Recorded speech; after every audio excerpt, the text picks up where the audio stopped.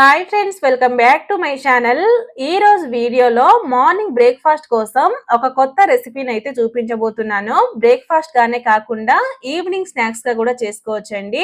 ఇక టేస్ట్ విషయానికి వస్తే బయట క్రిస్పీగా లోపల సాఫ్ట్ గా చాలా బాగుంటుంది. అలాగే నైట్ పిండి నానబెట్టే పని లేకుండా అప్పటికప్పుడు చాలా సింపుల్ గా అయితే చేసుకోవచ్చండి. కాబట్టి తప్పకుండా ఒకసారి ట్రై చేయండి. ఇక లేట్ చేయకుండా రెసిపీని అయితే చూసేద్దాం. ముందుగా 2 మీడియం సైజ్ ఆలుగడ్డ తీసుకున్నాక పైన చెక్కును తీసేసుకొని ఒకసారి శుభ్రంగా కడిగేసుకోవాలి.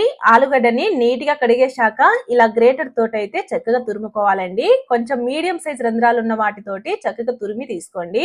ఇలా ఆలుగడ్డల్ని చక్కగా తురుముకున్నాక వీటిని 2-3 సార్లు శుభ్రంగా కడిగి తీసేసుకోవాలి. ఎక్స్ట్రా వాటర్ లేకుండా చక్కగా ఇలా పిండి తీసేసుకోండి. ఇలా ఆలుగడ్డని చక్కగా కడిగి తీసేసుకున్నాక ఒక బౌల్లోకి అయితే వేసేసుకోండి. అలాగే ఇందులోకి 1 కప్పు వరకు రవ్వనైతే వేసుకోవాలి. సూజీ రవ్వ అంటారు కదా, ఆ రవ్వనైతే వేసుకోండి.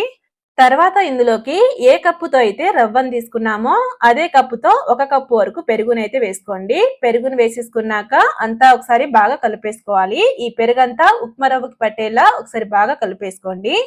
ఇలా ఫస్ట్ పెరుగు వేసి కలుపుకున్న తర్వాత ఇందులోకి నీళ్లను పోసి కలుపుకోవాలి. నీళ్లను మొత్తం ఒకేసారి కాకుండా కొద్ది కొద్దిగా వేసి కలుపుకోండి. ఈ బ్యాటర్ అనేది మరీ లూజ్ గా ఉండకూడదు, అలాగని మరీ గట్టిగా కాకుండా ఇలా స్మూత్ గా మీడియం గా ఉండే విధంగా అయితే కలుపుకోండి. ఇలా అంతా ఒకసారి బాగా కలుపుకున్న తర్వాత ఇందులోకి ఒక మీడియం సైజ్ ఉల్లిగడ్డని కట్ చేసి వేసుకోండి. అలాగే ఒక మీడియం సైజ్ టమాటాను కూడా వేసుకోవాలి. తర్వాత గుప్పెడు కొత్తిమీర, అలాగే కొద్దిగా పచ్చిమిర్చి ముక్కల్ని కూడా వేసుకోండి. నెక్స్ట్ ఇందులోకి ఒక 1 టీ స్పూన్ వరకు జీలకర్రను అయితే వేసుకోండి. అలాగే కొద్దిగా చిల్లీ ఫ్లేక్స్ ని కూడా వేసుకోవాలి. అండ్ చివరిగా రుచికి సరిపడా ఉప్పుని వేసి అంతా ఒకసారి బాగా కలిపేసుకోవాలండి. ఇలా అన్ని వెజీస్ ని వేసేసుకున్న తర్వాత అంతా ఒకసారి బాగా కలిపేసుకోవాలి. ఇలా చక్కగా కలిపేసుకున్న తర్వాత పైనుంచి క్యాప్ తో కవర్ చేసి చక్కగా ఒక 10 నిమిషాల పాటు అయితే పక్కన పెట్టేసుకోండి.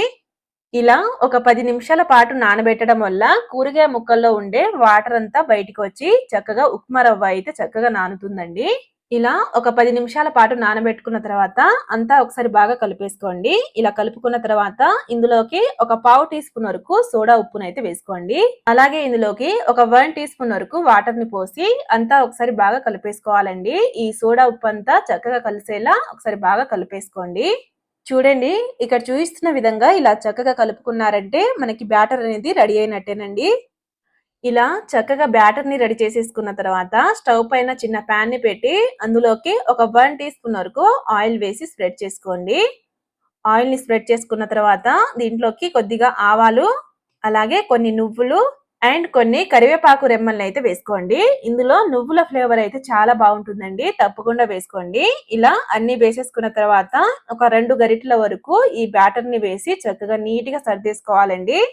ఇలా ఇక్కడ చూపిస్తున్న విధంగా అయితే ఇలా రౌండ్ షేప్ లో నీట్ గా సర్దేసుకోండి. ఇలా చక్కగా నీట్ గా సర్దేసుకున్నాక ఇప్పుడు పైనుంచి క్యాప్ తో కవర్ చేసి ఒక 4-5 నిమిషాల పాటు అయితే మీడియం ఫ్లేమ్ లో కుక్ చేసుకోండి.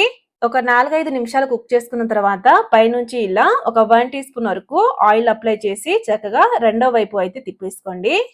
ఇలా ఒక సైడ్ పూర్తిగా కాల్చుకున్నాక ఇంకో వైపు తిప్పి కాల్చుకోవాలండి. చక్కగా రెండో వైపు కూడా ఒక 2-3 నిమిషాల పాటు అయితే లో ఫ్లేమ్ లో కుక్ చేసుకోండి. ఇలా రెండు వైపులా ఇలా బాగా ఎర్రగా కాల్చుకున్నాక అయితే తీసేసుకోండి. ఇదే విధంగా మిగిలిన బ్యాటర్ తోటైతే చక్కగా చేసేసుకోండి. అంతేనండి, ఎంతో టేస్టీ అయిన ఆలుగడ్డ ఉప్మా రవ్వతో ఒక మంచి బ్రేక్ఫాస్ట్ రెసిపీ అయితే రెడీ అయినట్టే. ఈ రెసిపీ కనుక మీకు నచ్చినట్టయితే లైక్ చేసి సబ్స్క్రైబ్ చేసుకోండి. అలాగే పక్కనున్న బెల్ ఐకాన్ కూడా ప్రెస్ చేయండి. Thank you.